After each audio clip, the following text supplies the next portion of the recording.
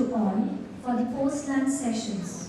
For the afternoon sessions, we have with us Dr. Mahesh Gogate and Mr. Siddharth Deshmukh. It's my privilege to call upon Dr. Mahesh Gogate sir on the dais. So please occupy the dais. From my left hand side. Dr. Gogate is an affiliated researcher at Graduate School of Asian and African Area Studies, Kyoto University, Japan. Currently he is doing his postdoctoral research on the urban water bodies and floods in Indian cities. Before going to academia, he has worked in the software industry for more than 15 years. He also worked as a research associate on many international projects. Currently, he lives in Kyoto City, Japan. Now, I request Dr. Kote sir, HOD, ENTC, to kindly come on the dais and felicitate Dr. Mahesh Gogate.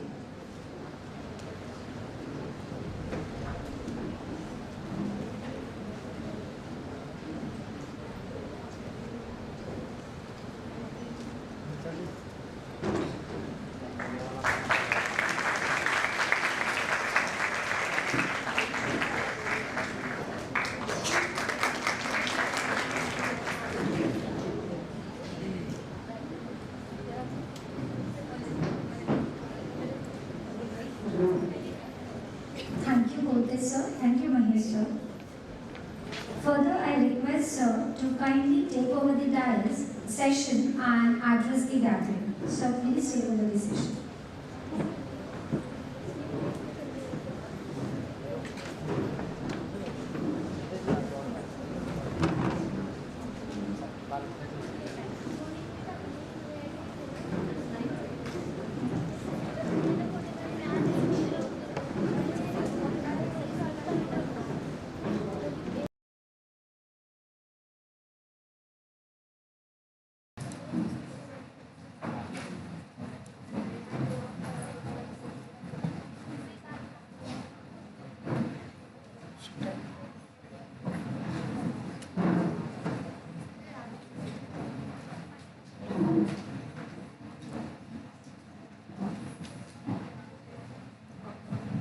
Thank you. Good afternoon. This is a post-lunch session. Can you hear me? Yes. Am I audible? Yes. Can you see the text on the slide? Is it clear? Okay. Thank you. So, is it too loud? Okay. Thank you. So thank you.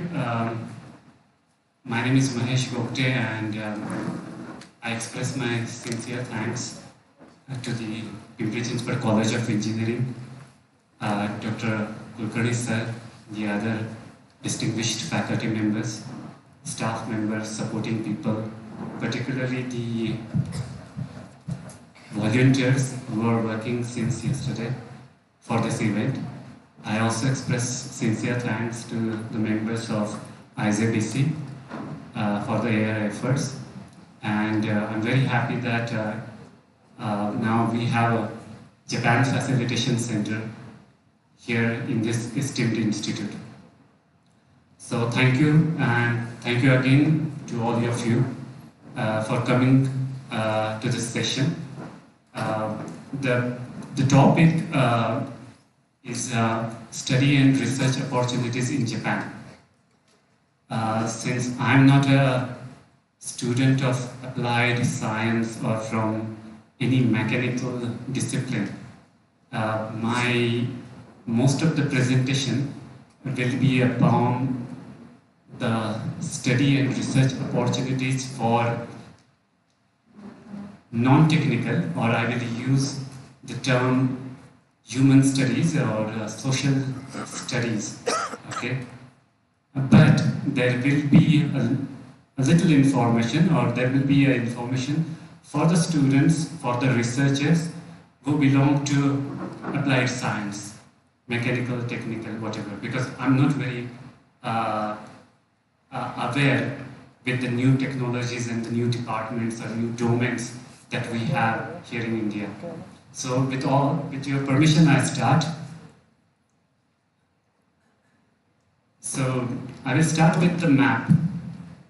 This is a world map, and when I first went to Japan in 2005, almost 16, 17 years back, I saw this kind of map.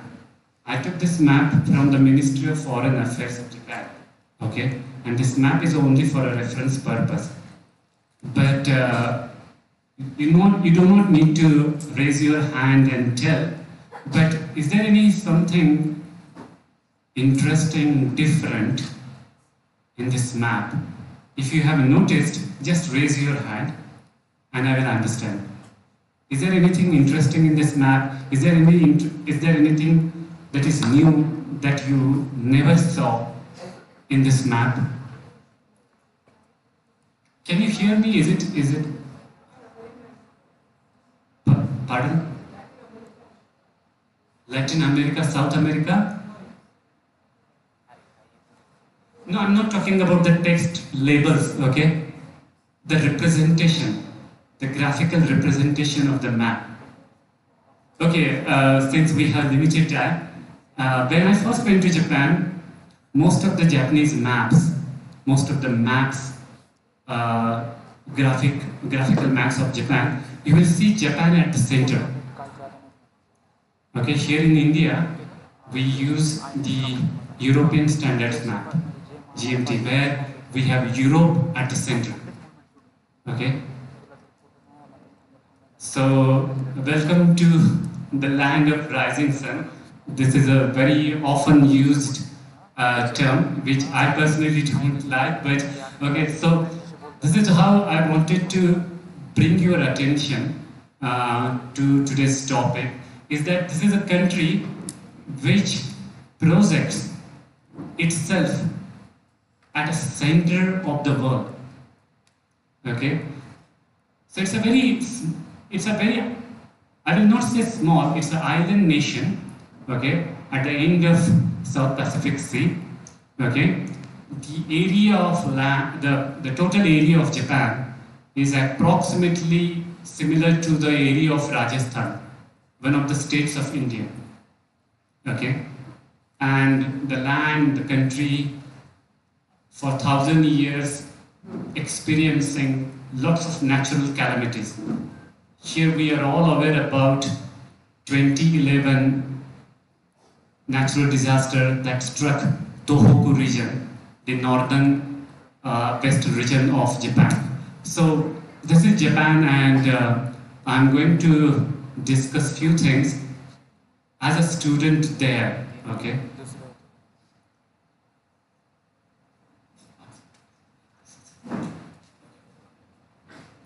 So now, a little more information. I think probably you heard, but still. This is an opinion poll, a little, it's a 2-3 years old poll. Opinion poll done by Japanese agencies here in India.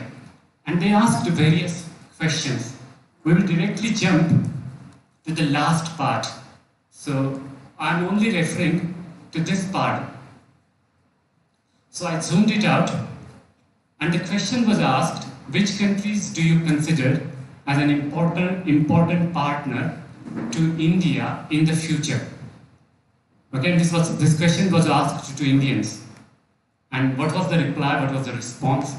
52% means the Indian population, people of India, think that the natural partner of India is Japan. And today yesterday the center was inaugurated. So it's a right move. We are going to the right direction, okay? Because once you complete the program, once you become graduate, postgraduate, whatever, okay? Please keep in the mind that we have to do a lot of things together. There will be bilateral cooperation between India and Japan. Lots of projects, programs are happening. So this is very important, okay?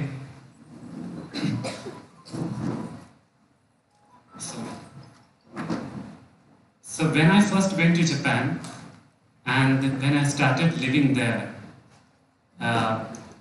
this is a this is a photo I took in Kyoto city, where I currently live, where I currently reside. So one day I went to a shopping mall near the Kyoto station, and I saw an escalator. And when I counted the steps, there are 10 steps. So I was amazed. I was like, why you are unnecessarily spending too much energy, money, just to build, just to have escalator or for 10 steps. What is the point? You are unnecessarily spending. Okay. And when I was discussing this with my friend, he told me that you are looking from only one point of view. Here in Japan, we have old age population which is growing. There are lots of people who cannot walk. They need support, and they do not want to depend on other person. So if we provide convenience to them, they can easily access to these facilities that will not only help them, but that will help our economy also. My simple point is that when we go out, not necessarily to Japan or to other countries, okay, but even going outside our own hometown will certainly change our perspective. Since I'm living in Japan, I'm working there, I used to work there, now I teach.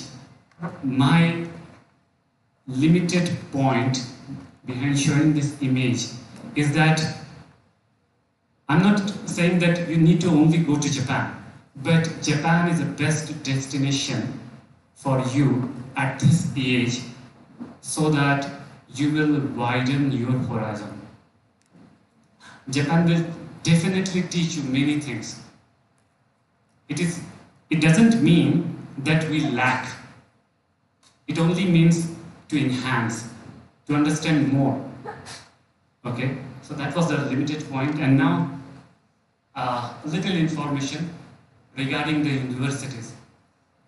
So at present, I told you it's a small. The small is not in the negative term. When we compare our size, then Japan becomes obviously smaller country. So in this country, island nation, there are 86 national universities. National universities, and the number is 86. 98 public universities. That includes city universities also, where a metropolitan city construct a university. And then more than 600 private universities. So when we talk about Japan, please remember these statistics, these figures. Other than this, in India we have colleges, like here we have Pimpri Chinchwad College of Engineering, and that is connected or affiliated with some of the universities. In Japan, the model is little different. There are universities, there are very few colleges, and colleges means only for vocational training, where you go, you spend 1 and 2 years, you acquire that skills, you get diploma, and then you start working on your own, or you start working with a small or medium-sized industry, where your focus is to work. So you acquire that knowledge, and then you go to a workplace. So basically these public colleges or 301 private junior colleges are for short term. But if you really want to do research, doctoral research, postdoctoral research, you are going to these either national universities, public universities, or private universities.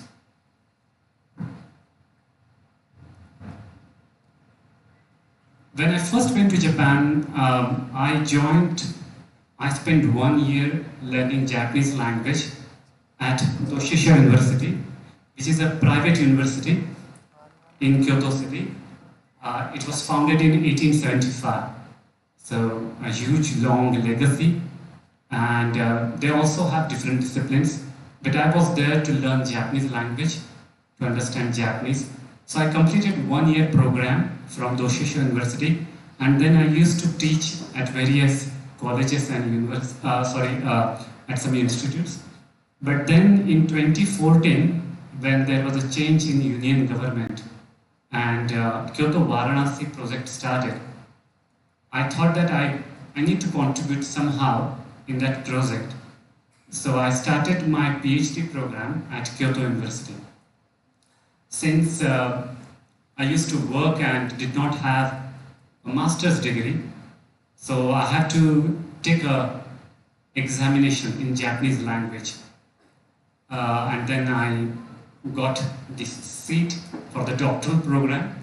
But now coming again to my university, where I currently affiliated researcher, it's a national university. Soon, in next 2-3 years, my university will celebrate 125 years. It has produced 11 Nobel laureates. The national rank is 2. It's a very tough competition in Japan. The number 1 ranking in the national rank is Tokyo University. The second rank is Kyoto University. The world ranking, as per the Center for World University Rankings, CWUR, in 2021-22, the number was 28. So the Kyoto University stands at 28. Okay. So this is a brief description of the 2 universities where I completed my education. Now I will narrate, or I will speak, I will explain briefly about a doctoral program for the students who are interested to do research or study in Japan. Kyoto University currently has more than 22,000 students. That's the strength of students. And the number of international students is 2,800. Please remember this figure, not for any exam purpose. Just to remember that we need to increase this number. And because of this facilitation center, I really hope that most of you will aspire to go to Japan, to join some of the universities, either public or private or national universities. And this number will rise. Most of the students in this number, 2,800, belongs to either from China, Taiwan, South Korea, Vietnam, surprisingly Nepal and Bangladesh. You will be amazed, there are lots of students, even in my graduate schools, from Nepal and Bangladesh, and also from Sri Lanka. But very few students from India. So I will request, and I will keep requesting you that you are listening lots of presentation from yesterday. Please try to focus on aspiring for further your education in Japan. So I will talk briefly about the doctoral program. I joined one of the graduate schools, which I will explain. The basic structure is a bachelor's degree is of 4 years. Since I completed my bachelor's program here in India, I directly applied for a doctoral program that consists of 2 small batches, 2 small parts. First, you need to complete 2 years program for your master's, and then remaining 3 years for your doctoral program. And at the end of this your doctoral program, you need to write a dissertation. After 2 years, you need to write a thesis, your master thesis, that goes to the committee. Then you have a viva. Once they accept, and then you get admission or the recommendation for the next 3 years, and then you do your field work, you do your research, you do basic things, and then you start writing dissertation in the last year, and then you complete. Most of the students complete within 5 years, but if you want to continue, if you think that you need more field work, you need more time, you can also expand, and most of the programs, they will also extend your fellowship or your scholarship. So this is my graduate school where I'm currently doing my research. The name is Graduate School of Asian and African Area Studies. So in Japan, I study about India. I studied about Varanasi. I did my research on Varanasi. So we have three departments, divisions. One division called as Southeast Asian Studies. If you want to do your research in Southeast Asian region, Vietnam, Myanmar, Philippines, then you can go to this division. If you want to study about Africa, you can go to Division of African Area Studies. It's a very renowned and very famous center where you can do your research on the regions of Africa. And then the third division is called as Global Area Studies. I belong to South Asian and Indian Ocean Studies because my research area is in Varanasi, that belongs to India. My division or subdivision was South Asian and Indian Ocean Studies. So again, I will repeat, but for a doctoral degree, to complete your doctoral program and to get a degree, a PhD degree, Doctor of Philosophy, you need to successfully complete the 5-year program and the required coursework. You need to gain credits, 35, 40 credits are essential. And then you need to do your field work, and then you need to submit your thesis, and then finally the dissertation. So this is a brief structure. It varies depending upon the universities, depending upon the course.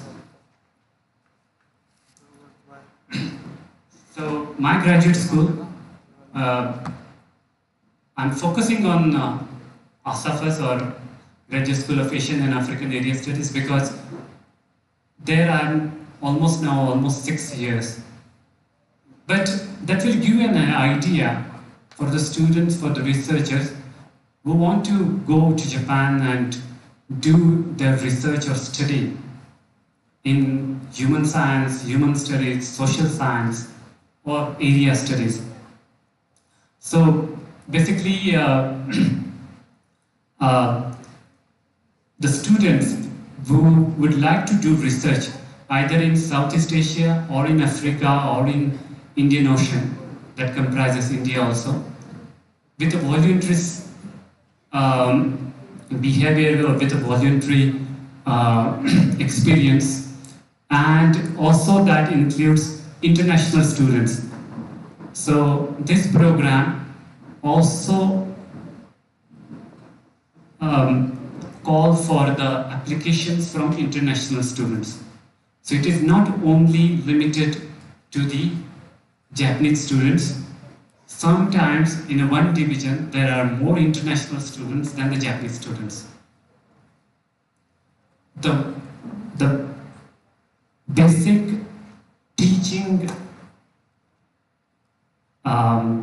medium is Japanese, but there are professors who also take a lot of time to explain and to have their classes in English. Most of the coursework is in English.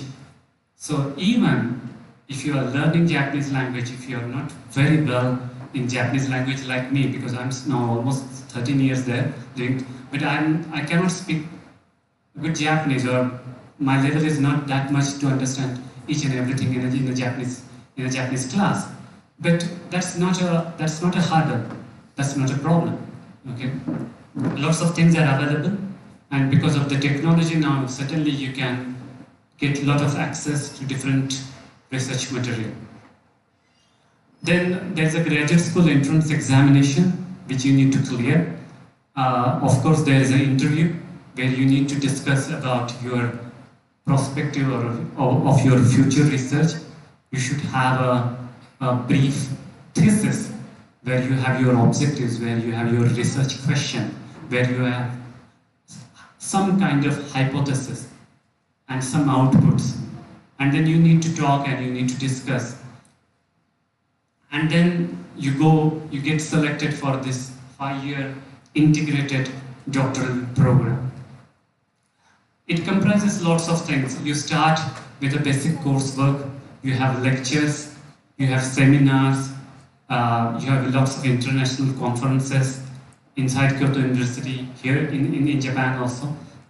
And then after 1 or 2 years, suppose if you want to study in Myanmar, you think that I want to do my future research in Myanmar, or just take another example, you want to do your research in South Korea, then you need to learn that language. So sometime you need to allocate, you need to give to learn the other language. It is for Japanese students because most of the international students do their work in their home countries. So since I'm from India, I did my research in India, so I do not have to spend time to learn Hindi or any other regional languages. So I did that, and then the basic objective or the basic essential thing that requires is a field work. So you first understand the language, you first understand the region, and then you go to that field, you spend time, you live there, you reside in that region, you spend time to understand how things are happening. So I will give you a small anecdote. In a lecture, my Japanese professor told me that in Japan, most of the Japanese university, there are broad 2 ways to do your research. One part is a data driven, and another part is a argument driven. So please pardon me, but my focus will be again on non-technical discipline. Now, what is data driven? In Japan, these 2 divisions, particularly the division of Southeast Asian area and African area studies, it is true also for global area studies, but mostly the Japanese professors, they like data.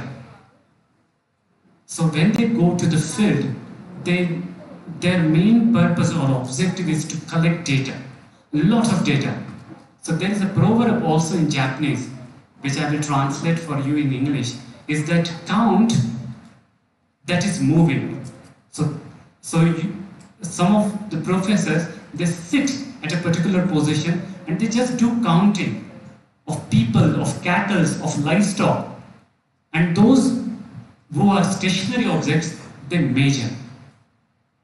So that kind of passion, studious efforts they make, and they bring a lot of data back to Japan. Now here what we can understand or what we can learn is that if you are going and aspiring to go to Japan and to do your research or your study in Japan, either you broadly belong to these 2 ways of doing your research. One is a data driven, where your entire focus is to bring authenticate, contemporary data from the field. Or you can have your own argument, you have your own hypothesis, and then you have your own premise, and then you discuss various other pre-works that happens on that particular subject, and then you have your own ideas, your own arguments. So this is a broad understanding, or these are the 2 broad ways how the research happens in Japan, particularly in my field. So there are 2 semesters. It may vary, but I'm giving a broad idea. The first semester, mostly in Japanese universities, starts on 1st April. So the first program starts on 1st April and the first semester ends in the month of September, and then there is a summer holiday. During that summer holiday, lots of students go to the field. So I used to come to India, I used to go to Varanasi during August and September. So you travel to your own field work, you spend time. Some of the times, Japanese researchers, those who were working with me on various other projects, on various other research themes, they used to spend 1 year or 2 years in the field just to live there, understand and collect the data, meet the people, learn the language. You will be surprised that in Kyoto universities there are language courses even for Swahili, one of the regional languages of Africa. You can learn French, you can learn Thai. We have a Hindi course where you can also learn Hindi at Kyoto University. So you do lots of things before you go and do your fieldwork. The second semester starts in the month of October and that continues till March, and then the academic year completes. Again, we have a spring holidays in February and March, where again you go for either to fieldwork or you do your own study. Now again to Kyoto University. These are the two images which I took downloaded from the website. This is the Kyoto University Library's main building on the left side, and then there are study rooms available there. So during last 3 years, during pandemic, I was unable to come to India and to do my fieldwork. So I was in the last phase of completing my doctoral program, and I wanted to do my last fieldwork in Varanasi in 2020, February. But then the pandemic started, and then the flights were cancelled, and I did not travel to India. And then I had to start writing my dissertation and submit it in that same year in 2020. Then I focused on my library because I cannot come to India, I cannot do the fieldwork. So the next option was available to collect the reference material. So I started exploring, combing up the data. And what I found is that I did not spend a lot of time in my own library of the university. When I started using my library, I found so many documents, so many books, lots of rare material. Our library has collected lots of Sanskrit texts because I'm doing my research on Varanasi and I have to do a study of Puranas. So all the Puranas, all 18 Puranas, Sanskrit original documents, Sanskrit Hindi, Sanskrit Bengali translation, all the documents are available in the Kyoto University Library.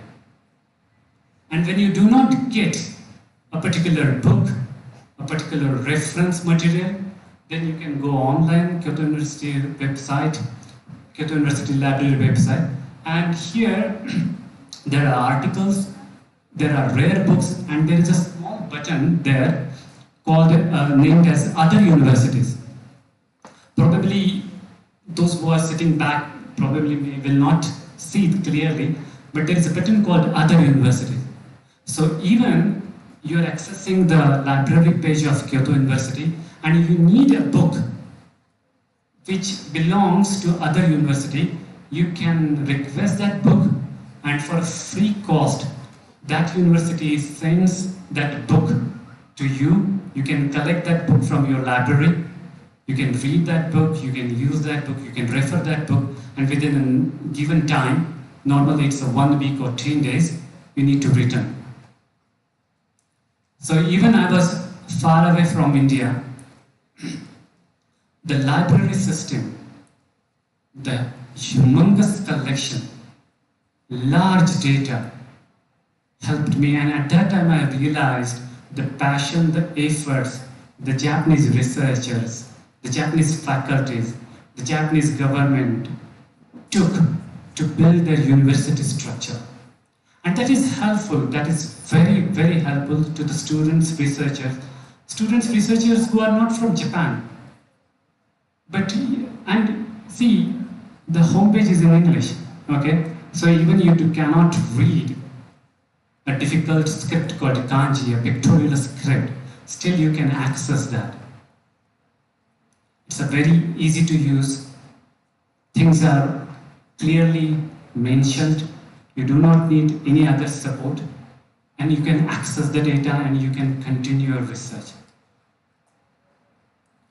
You will be amazed to hear that, but lots of rare materials that were produced in 16th century, 17th century, some of the books that are not available in Indian universities are carefully preserved in Tokyo University, in Kyoto University, in Osaka University, in Nagoya University.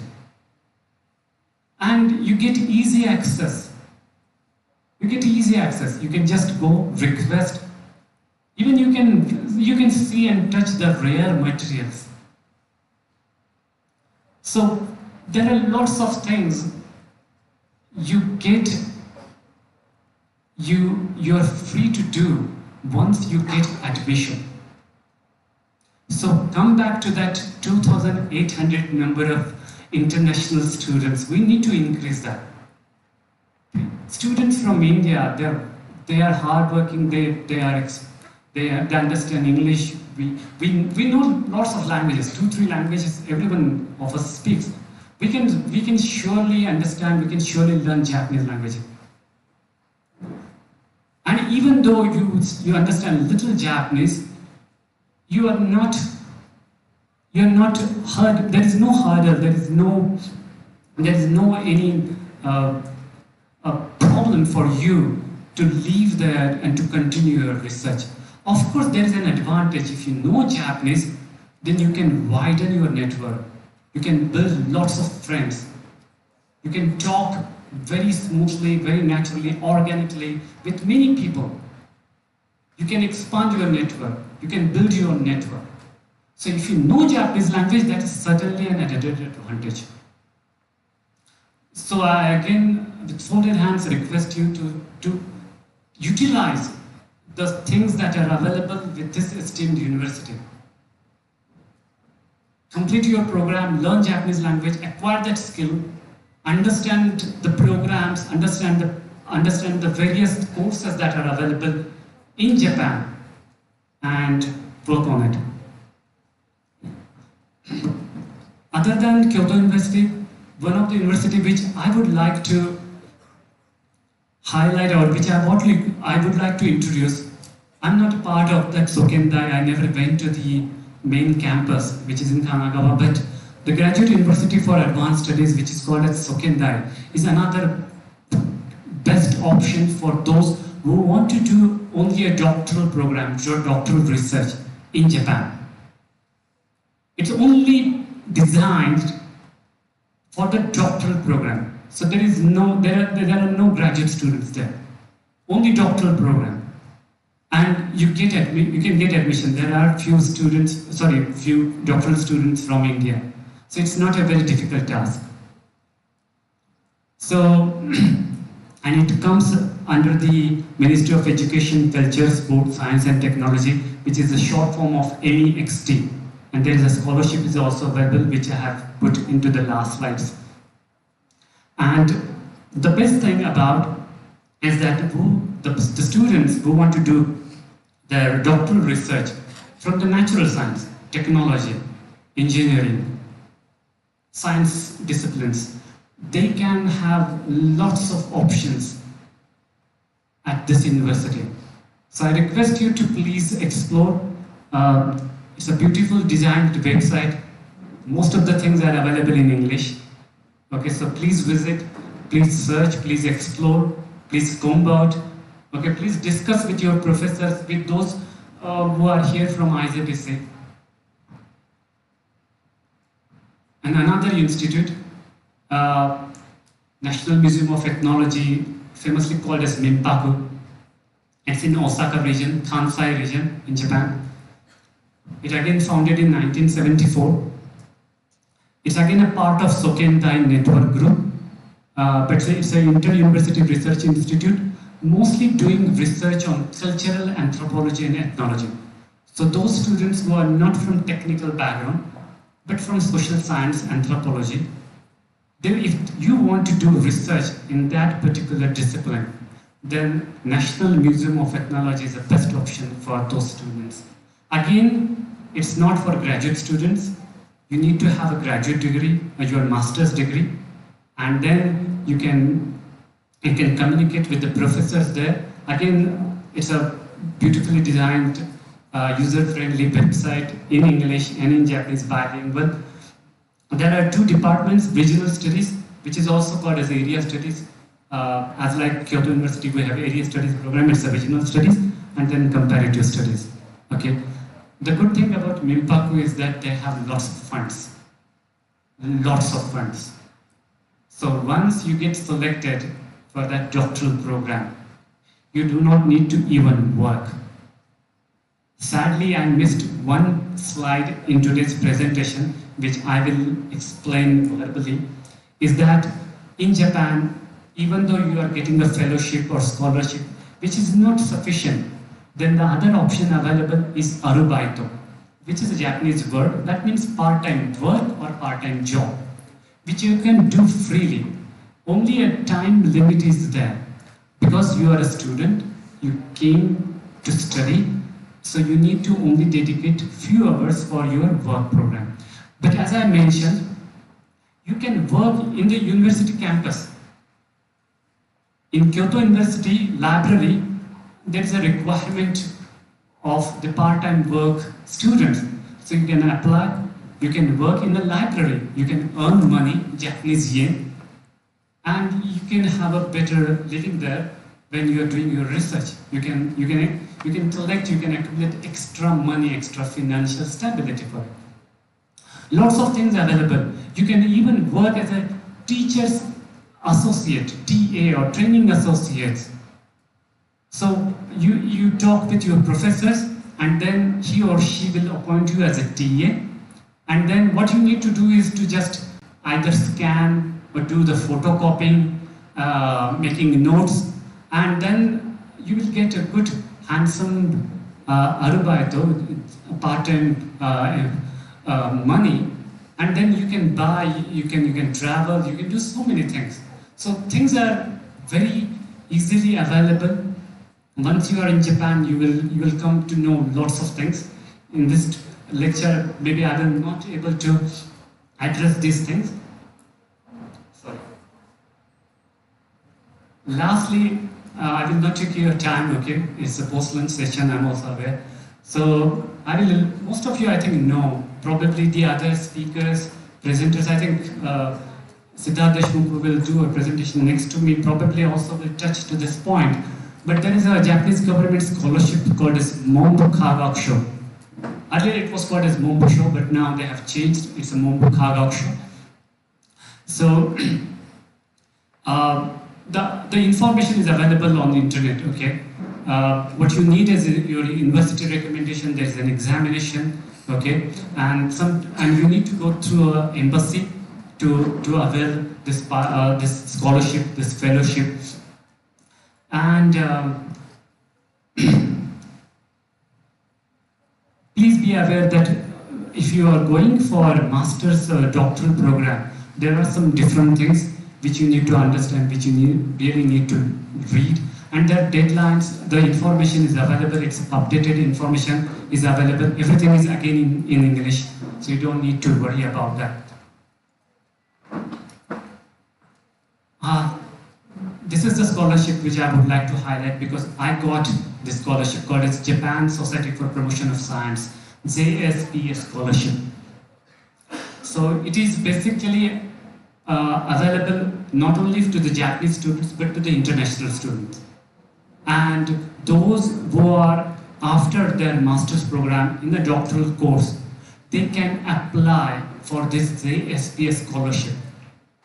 The minimum fellowship scholarship that you will get is 180,000, 180,000 in Japanese yen, JPY. Of course, they will deduct the tax, but that's a very nice, handsome amount for you to reside, to survive in Japan. What you need to do is, but there is a lot of competition. On the first year of my doctoral program, I submitted 12 pages research proposal, but I was denied. Then I submitted again in my second year, and fortunately I got. But the good thing about JSPS is that they give lot of funding to do your field work. So additionally, the amount which you are getting for your monthly expenses, you get extra benefits when you do your field work. So you can cover your airfare, you can cover your other research experience, expenses, and you can go to your field without any worry. So that's a very good thing about JSPS scholarships. Japan Society for Promotion of Science. Again, lot of information, lots of things are available. They also have small courses, fellowship program courses, which are fully funded. Even airfare they provide. From 3 weeks to 6 months to 2 years, they have courses. The main requirement is of your research proposal and your dialogue or communication with the professors in that particular affiliated university. Now, there are lots of private scholarships available. If you are international students, most of the scholarships are available to Chinese students because their numbers is large. But still, as an Indian student, as someone who was from Indian subcontinent, there are lots of private scholarships available. There are lots of company scholarships available. In my first 2 years of my master's program, I got NTT Docomo scholarship, which is sufficient to pay my university fees. Because the university fee structure is also very high, you need to spend a lot of money. Since I was privately financed student, I did not have a national scholarship, so I have to manage my own research expenses. But then these scholarships, only 2 things that are required. One is university recommendation, or you can directly apply. But you will get this all information once you become student or part of that university. The students advisory committee will send you the mails, the applications, and all required information that you need to apply to this private scholarship. So even if you do not get MEC scholarship or JSPS or other national scholarships, these options are available where you get a lot of advice, lot of information from your students advisory committee, from your professors, from your office, university office, where you can have a communication with them, and then you can apply to these private scholarships. There is a Toshiba scholarship is there, Panasonic scholarship is there. So these all big giant companies, they also offer lots of scholarships there. For technical students, they also offers 2 years internship with them. So they give you money, and then you get also an opportunity to work at their centers.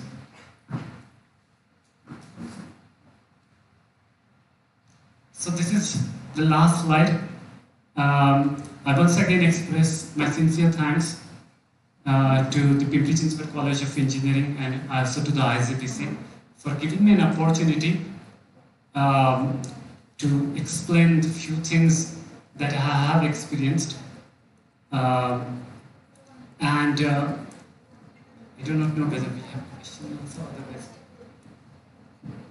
Yeah, if anyone is having questions, the forum is open.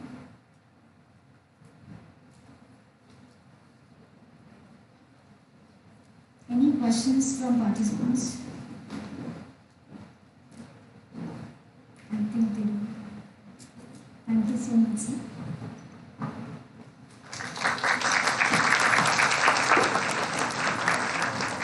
So I request you to please be on the dais.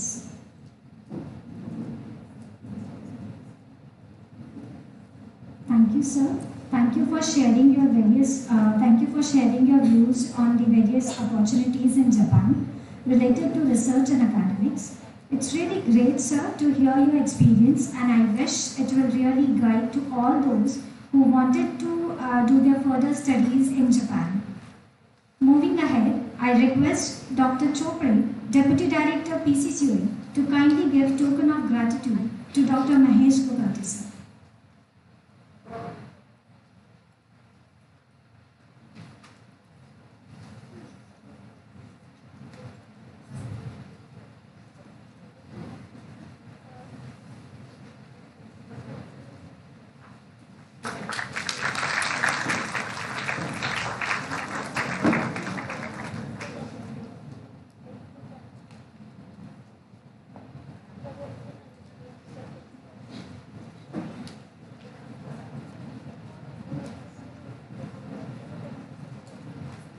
Thank you, sir.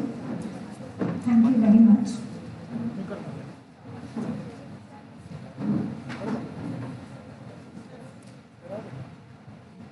Moving ahead, for the next session, we have with us Mr. Siddharth Deshmukh. I request Mr. Siddharth Deshmukh to please occupy the dais.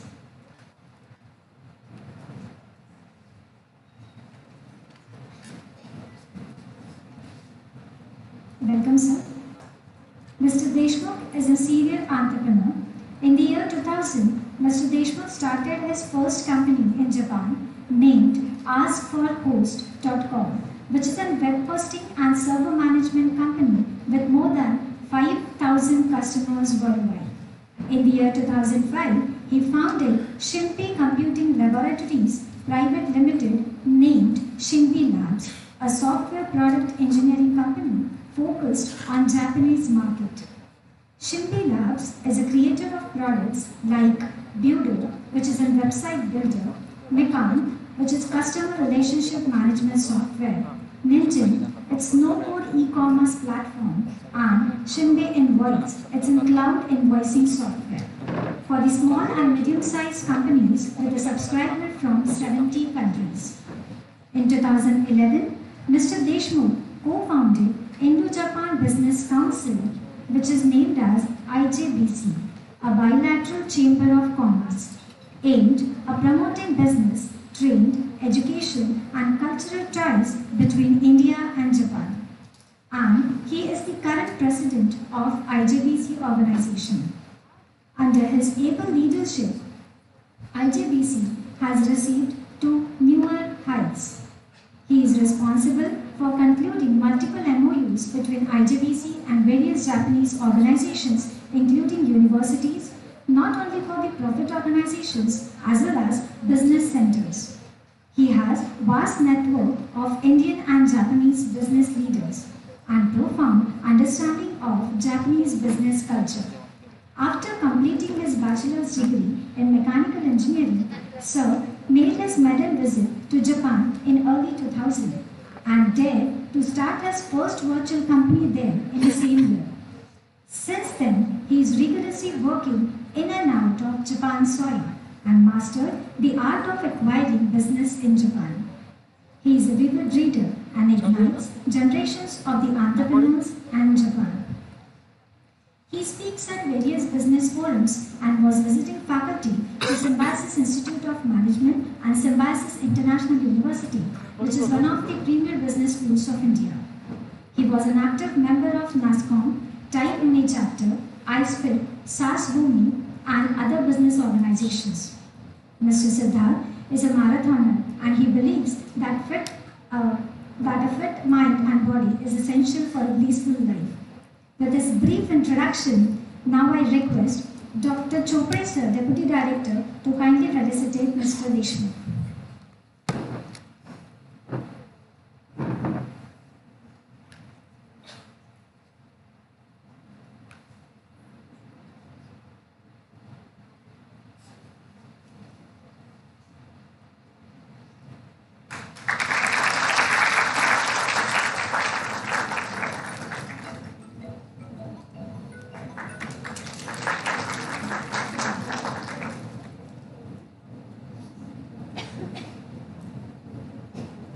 Thank you, sir. Now I hand over the session to Siddharth sir for his guidance.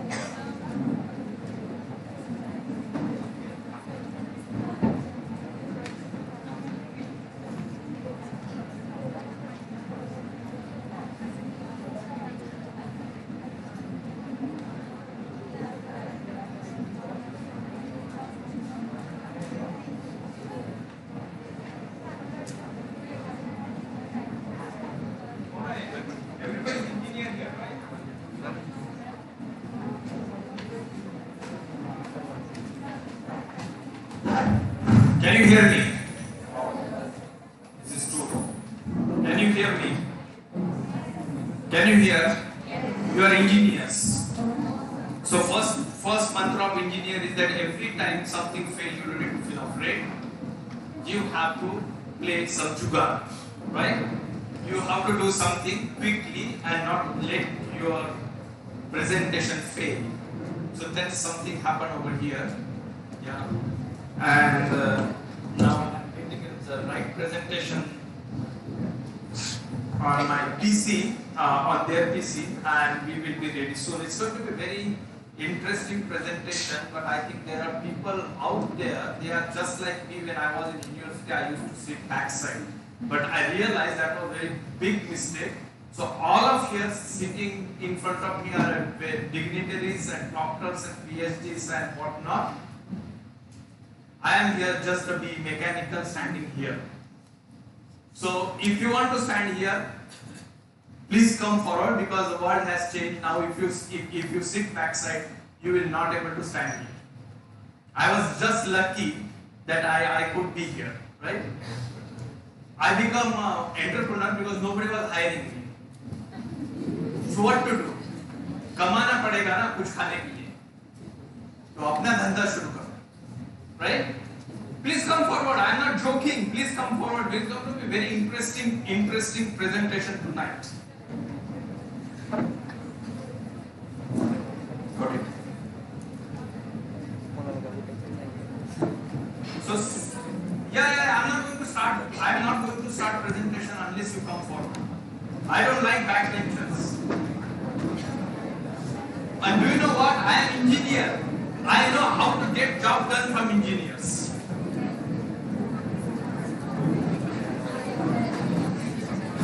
Great, amazing. Come forward.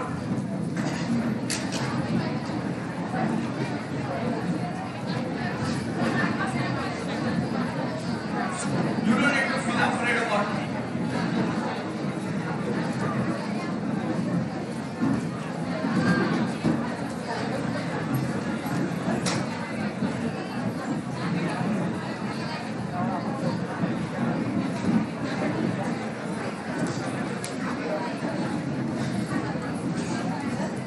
पानी क्यों नहीं पानी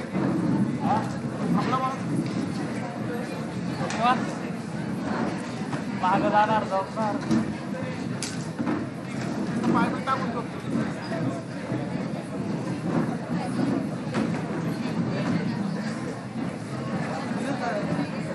All right.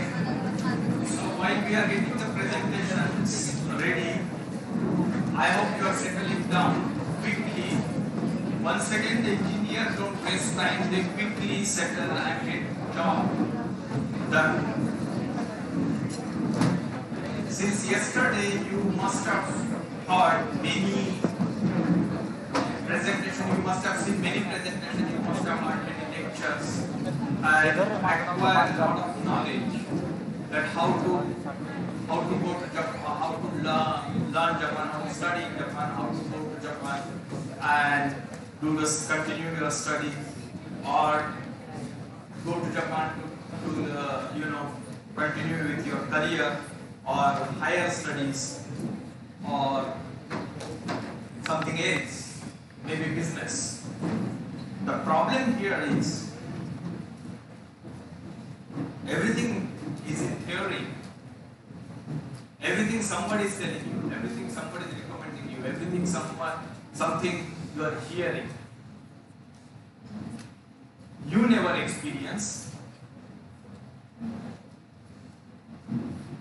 When I was in university, I usually bunk all theory classes and go to workshop only. I love workshop. I am a mechanical engineer, so I am always in workshop. Thank you.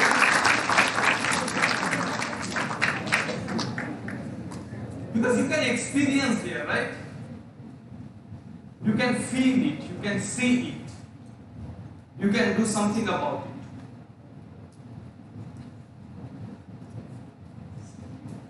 My engineers got the things right. So today I am going to talk how to feel it. how to see it, and then believe it. With all respect to all the presenters since yesterday, they gave you a lot of amazing information. The last presentation was by Mahesh, who is a very good friend of mine. So even I am not so much habited to call him Dr. Mahesh or Mahesh Gogate PhD. I always call him Mahesh. Amazing information he gave. We have professor from Tokyo University. Amazing information he must have also gave. But the problem with all this information is, it's still we left with some questions. How does Japan feel? Can I eat vegetarian food? Is it safe? How does street looks? If all cities look same, can somebody even speak small English? Or can I read somewhere some signboard in English? Or is going to be like everything Japanese? By the way, when I went to Japan for the first time, the first person you meet when you land is immigration officer, right? He is the one who decides whether you can go inside or not. The problem with him or problem with me was, he assumed I know the Japanese. And he directly started speaking with me Japanese. So I had to, hey, wait, not everybody is coming to Japan can speak Japanese. I cannot understand your Japanese. Then he looks not upset but looks little discouraged. Now it's his time to put effort to speak English, because that's his responsibility. He is immigration officer. Somehow he put some effort and spoke with me in English. But that particular moment I understood, okay, if I need to survive, I have to learn some Japanese. Why I am talking to you this today? Because my presentation is something, an amazing experience done by PCET student in 2019, just before the pandemic.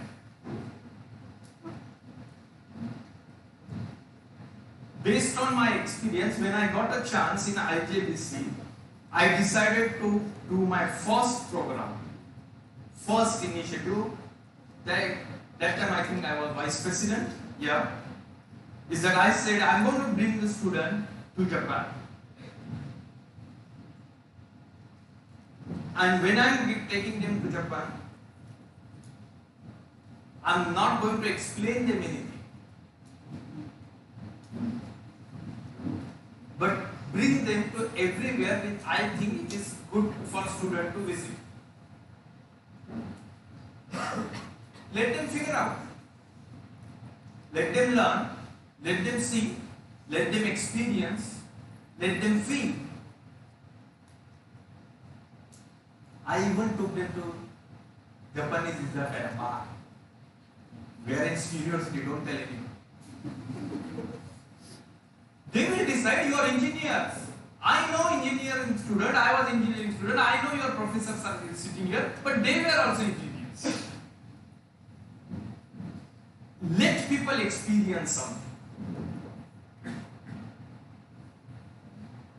We brought, before pandemic, 60 students to Japan, not only from the technical universities, but from school also, and other universities and colleges and private institutes as well. Do you know what was the result? Out of 60 students, 10 students very next year took admission here.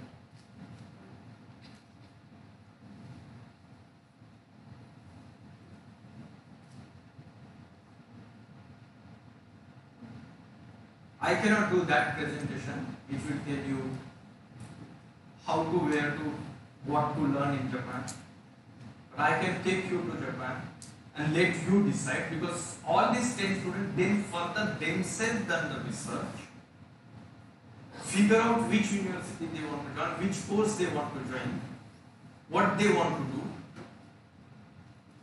and they actually are now studying in Japan.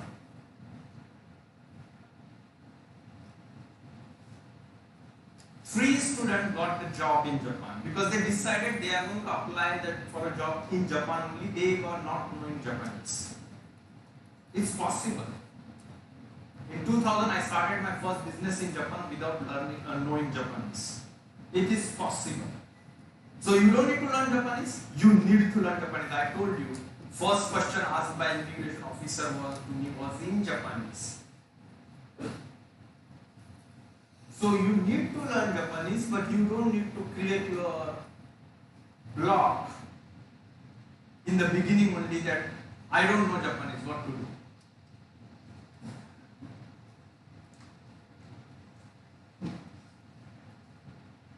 Even if you don't know Japanese, you can do many things. And then you can learn Japanese because it's good to learn the local language. Always good to learn the local language. Even if many Japanese universities now offer a course in English. But what about when you go out of university, you don't want to collect friends, you don't want to go to local places, you don't want to see some hidden gems where only locals go and not the tourists. You don't want to eat local food, then you need to learn Japanese. You want to buy groceries, you need to learn Japanese. Especially if you are vegetarian, in Japan there is no red bullet or green bullet, you have to read content. Right? So it's not easy. So it's good to learn Japanese, that's okay.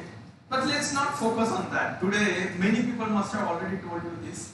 But because I went other way around, I'm going to always insist on you that you need to learn Japanese once you are in Japanese. Don't worry about other things. And if you learn Japanese now and go, your life is easy. But you know, engineers never make their life easy. They always study just before night. At least I was like that.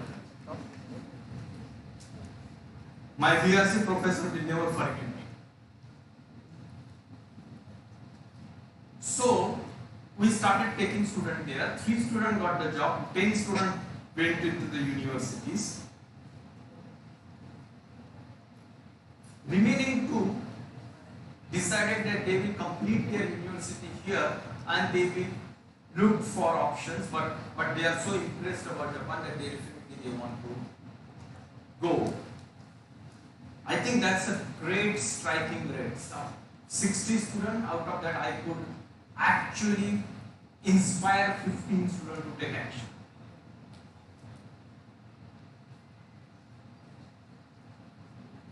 Isn't it? I'm still getting feedback. What I am talking today is IJBC, Indo-Japan Business Council's unique program called Explore Japan or Experience Japan.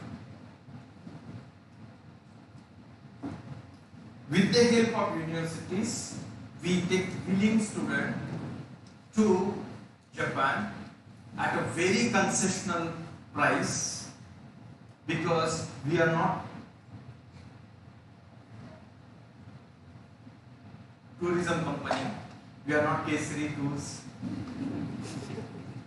and we don't want to earn any money from there. We want you to experience because some people really get inspired only when they experience. So what we do in this tour, I don't want to lie, with the picture proof I'm going to show. Can somebody help me here? Just go. Because we are just going to roll. Not much. So just we go to the next. Can somebody? Otherwise I will go again and again.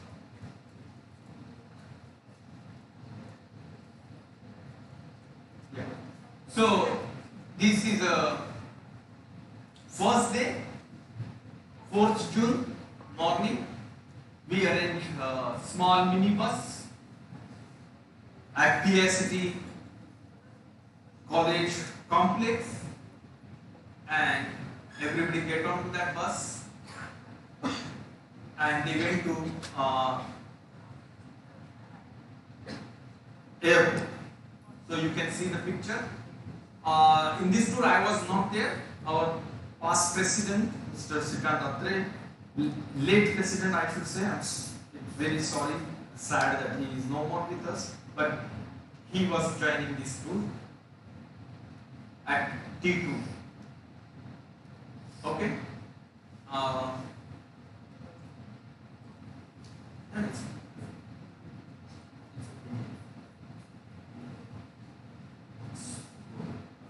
Yeah, just keep scrolling. Okay. So, few more pictures. 5th June morning, they reached to Japan, got onto the Narita Express, which took them from airport to the city center. And evening, we took them after checking in the hotel, getting fresh. We took them to the KPIT Cummins. You know, it's an Indian company with a Japanese joint venture, Cummins India, right? KPIT Cummins. We took them there because people from technical college, they're engineers, they wanted to visit some plant, company, and see how the industrial automation works. I told you we are not tourist company. We have very carefully crafted tour where you can experience everything. We took them to this company. The company people briefed them, gave presentation, showed the office, showed the instrument, plant, and so on. 5th June over. Please go ahead. Yeah. Sorry. And evening we took them to the Indian restaurant. The reason is that we don't want to give you first day shock, right? So we took them to the Indian restaurant where people can enjoy veg, non-veg both. And the restaurant is run by my dear friend Sunil Kulkarni of Fideltech. He is also having a restaurant there. He's IT guy. So we took everyone there. We also call our dear other Japanese friends whom we are connected always.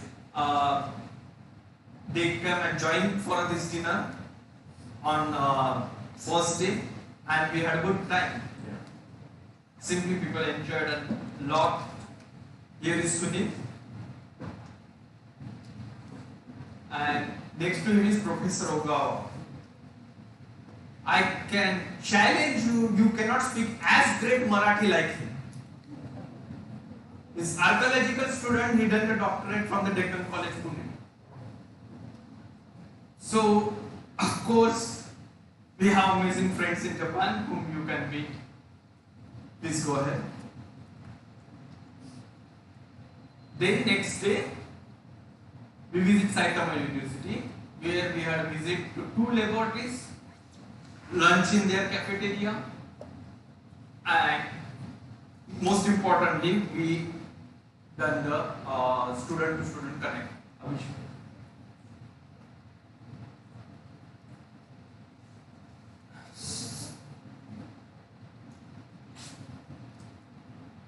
Point I want to highlight here is they eat in cafeteria, not in restaurant next of a university. I told you, you need to experience. Just now Mahesh said we have an amazing library in Kyoto University. Great, it was amazing to see. How about visiting actually? We took them to the laboratories, we took them to their mess or cafeteria, and we ate lunch there. And student was like mesmerized. Wow. Okay, this is a facility, this is something that I'm going to experience if I learn in that university. Of course, not only that, we done some small lectures. Lecture was delivered by the professor at university. A short lecture, maybe introduction or something short, not much longer, but you need to experience how it looks like the classroom.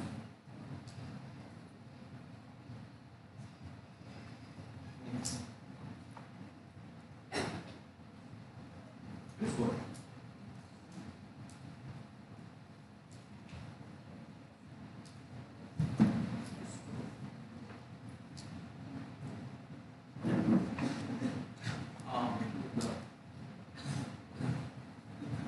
Okay. Then what happened is that we promised all the students, because everyone dreams about sitting in the Japan's fastest train. They call Shinkansen a bullet train. Very soon in India also we will have, built by Japanese technology, built by Japanese company.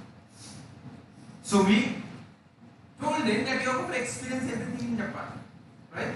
We kept our promise. We took them from Tokyo to Kanazawa by bullet train. Let them experience bullet train. We have planned everything about. Let's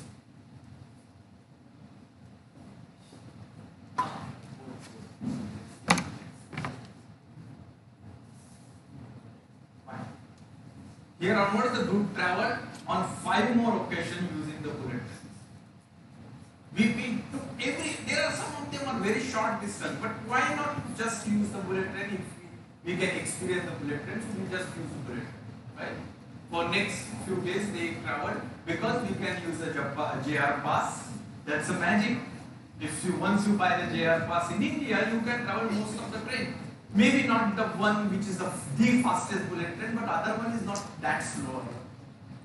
So, because we are engineers, we know how to play trick, right? True? Great. Go ahead.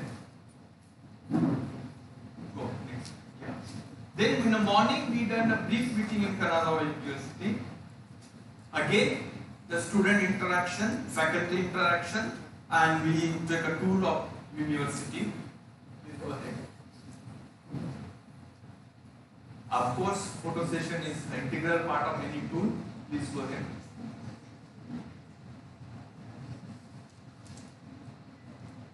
And in June afternoon, we visit a technical institute of Kanazawa, and we also had one lecture arranged here.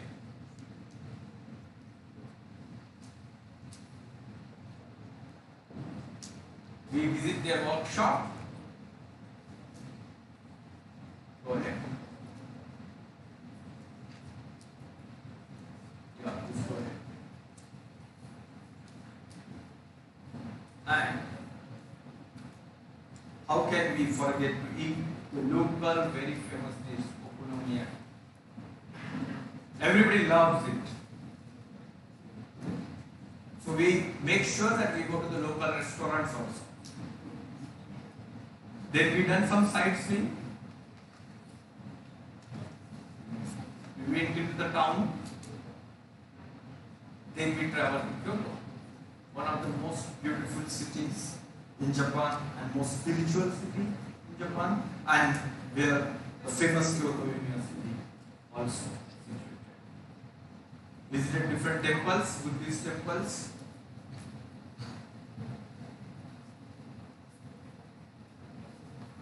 Then I told you, don't worry, I did not bring students to the actual drinking party, but we took them to the brewery, the beer manufacturing company, the Kirin beer, the most advanced factory in Japan, where you can see a lot of automation.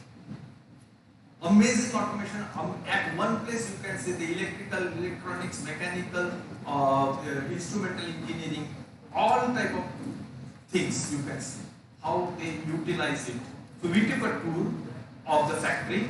We also made local school children there at Hiroshima. We went to definitely to Hiroshima Museum, the Peace Museum, where students learn there about the World War II and atomic bombing. It's painful, but we need to learn about history. We cannot move forward if we don't know the history. Go ahead. Yeah, go ahead.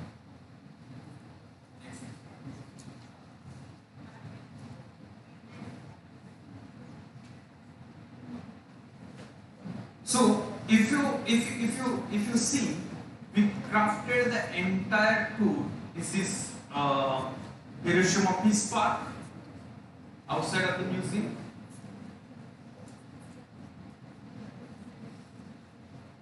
And then we visit Mazda factory. Isn't it amazing? You don't feel excited? All this in Japan. Right? You are going to the car, automobile factory in Japan, you are going to the university, you are going to the dormitory. Actually, yes, I forgot to say that one of the night we were allowed, our students were allowed to stay in dormitory. So even what we will say, about that you can stay in university and actually meet, see how the Japanese students stay there, their rooms, you can feel it. Go ahead. Of course, last day we went back to Tokyo and we went to different stores, different areas for shopping. Famous Akihabara, where you can get all damn electronics in the world.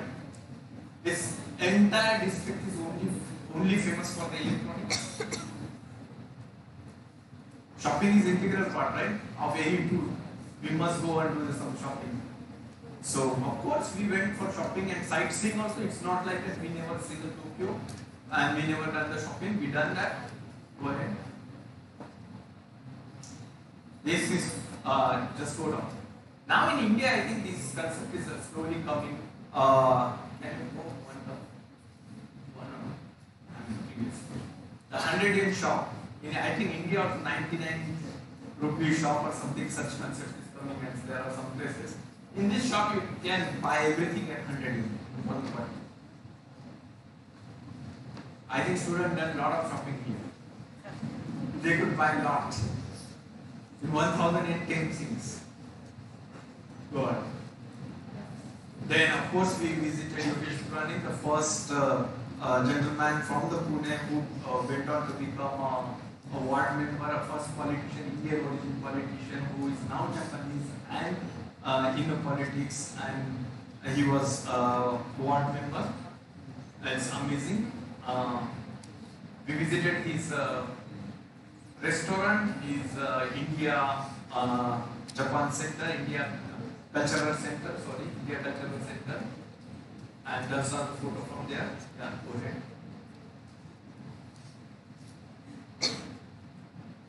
And we then departed from there back to India. Please go ahead. Please go ahead. Back. And these are some of the testimonials from the students. Maybe it is difficult for you to read. I think I already shared this email presentation on your computer, so maybe you can distribute among the students who are interested to understand what student said and what was their feeling and what they plan after that. So you can keep scrolling. That's my presentation. What I'm trying to tell you here is that this is one of the initiatives of IJBC which we do every year. Of course, because of pandemic, we lost 2 years. We will be resuming this from the January onwards, and of course, we will be talking to the university, your college, and we will be interested to take the student delegation to Japan, because we know what you see, then you believe, and once you believe, once you are experienced it is better that you take a decision than we all tell you what to do. So that's it from me. I think we don't have a time for a question, but if any question, then maybe later on I'm here still. You can directly come and ask me. That will be amazing to interact with you. Thank you. Great.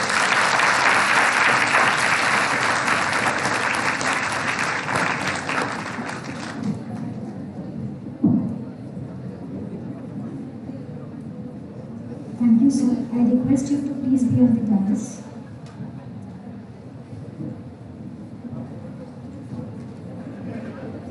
Thank you very much, sir, for taking us through the photographic tour to Japan. It was really interesting and inspiring to all of us. Now I further request Dr. Mani, HOD, Civil, to kindly give token of love to Mr. Siddharth Deshmukh.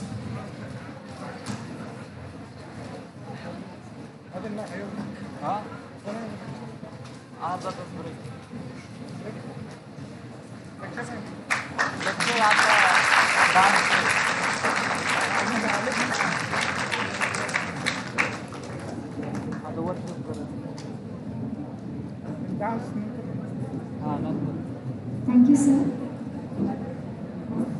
There is a small announcement that we are having the cultural program and the valedictory program, and that will start sharp at 4:30.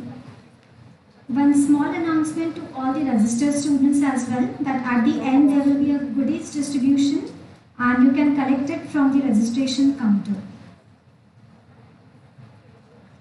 It's a tea break, so you can take it, and we'll meet here at 4:30. Thank you.